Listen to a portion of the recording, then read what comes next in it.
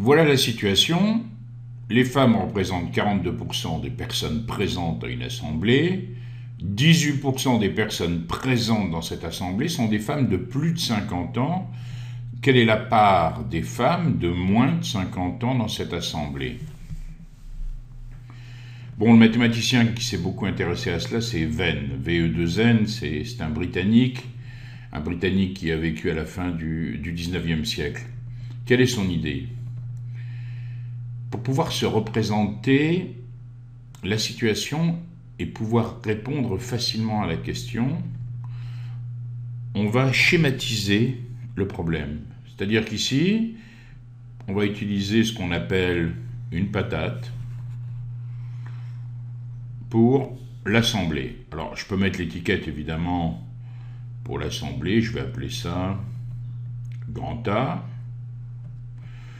Et puis je vais mettre tout de suite une étiquette ici qui va indiquer le nombre, on appelle ça aussi le cardinal de grand A, c'est-à-dire le nombre de personnes. Je vais prendre 100 évidemment puisque tout m'est indiqué sous forme de pourcentage. Donc ce grand A ici, cette patate, on appelle ça un ensemble, c'est donc l'ensemble de toutes les personnes. Qu'est-ce que j'ai comme renseignement? Les femmes représentent 42% des personnes dans cette assemblée. Je vais donc faire un sous-ensemble. Ici une patate, que je vais appeler comment? Un grand F. Pour l'instant, je ne précise pas de nombre. 18% des personnes présentes dans cette assemblée sont des femmes de plus de 50 ans. Ces femmes de plus de 50 ans, c'est un sous-ensemble de grand F. On va lui mettre comme étiquette F supérieur à 50 ans.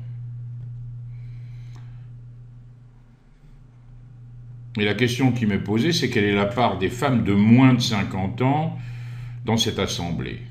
Bon, pour compléter ma représentation, je peux aussi, bien sûr, dessiner une patate qui va représenter les hommes.